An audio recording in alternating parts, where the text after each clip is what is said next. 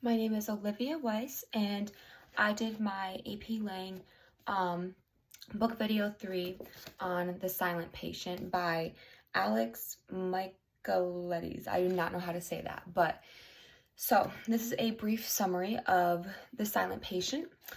The Silent Patient by Alex, a psychological thriller, is about, well, you guessed it, a silent patient named Alicia Bernenson. Alicia shot and killed her husband Gabriel one night when he got home from work, and the police had no questions whether it was Alicia who did it because her fingerprints were all over the gun. After the night of the murder, Alicia did not speak or give any physical reactions to anyone and their questions. She only painted. Alicia had a rough life growing up. Her mother committed suicide by driving her car into a tree while young Alicia was in the back seat and survived.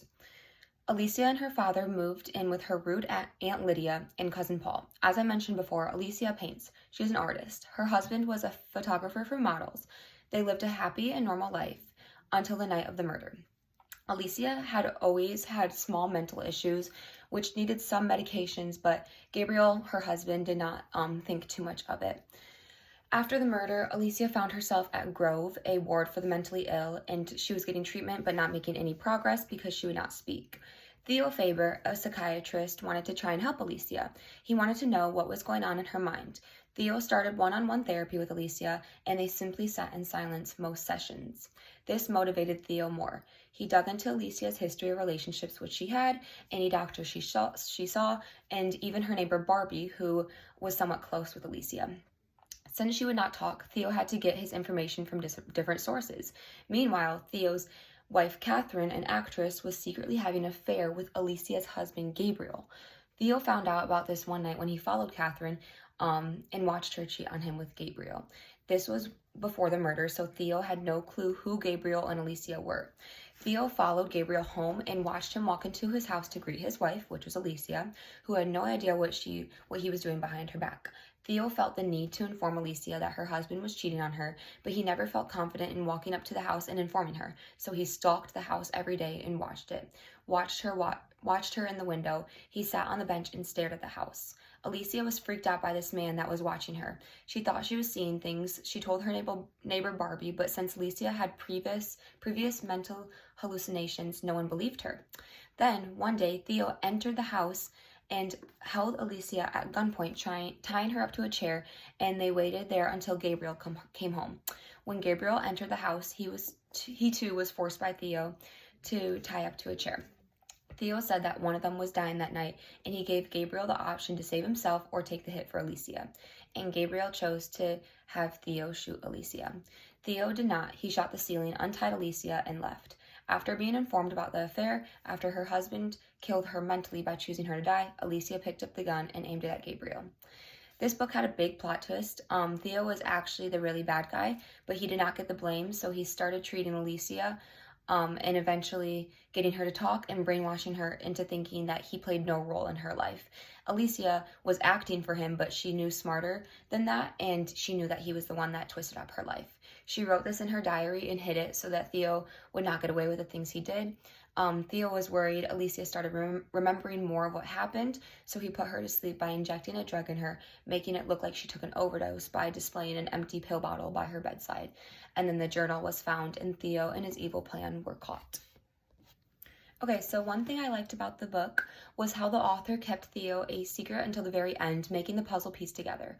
We as readers did not know why Theo wanted to treat Alicia so badly, but then we found out in the end what his meaning was. At the beginning, Theo played the innocent card, talking to his professor, Diomedes, about how he thought he could get Alicia to talk and how he just wanted a chance. Before the opportunity of treating Alicia, though, Theo had dreams about working at Grove and treating her. His reasoning on why he wanted to treat Alicia was on page 12. I felt uniquely qualified to help Alicia Bernenson. I'm a forensic psychotherapist and used to working with some of the most damaged, vulnerable members of society. And something about Alicia's story resonated with me personally. I felt a profound empathy with her right from the start. Theo had a rough childhood. Like Alicia, his dad was abusive. Theo and his mother couldn't do anything.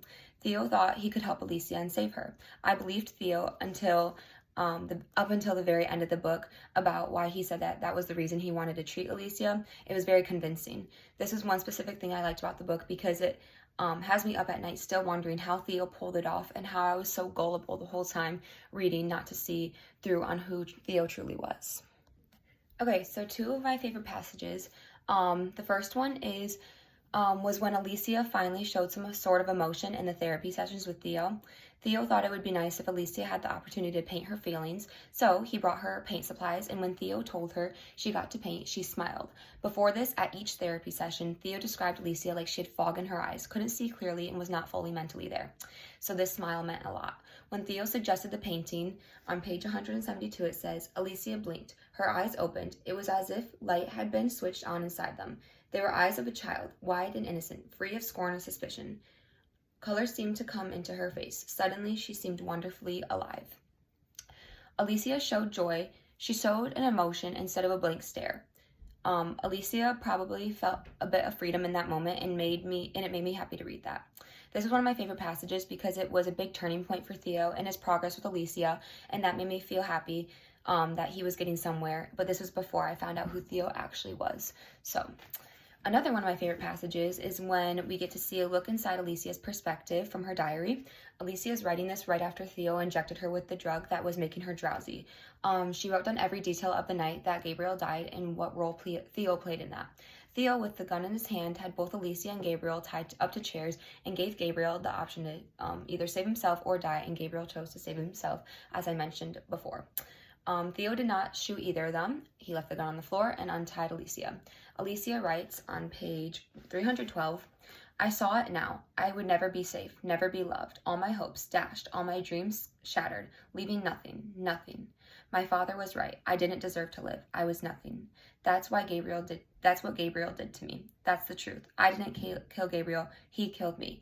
All I did was pull the trigger. This passage gave us the biggest insight on the why for Alicia. Why did she kill Gabriel?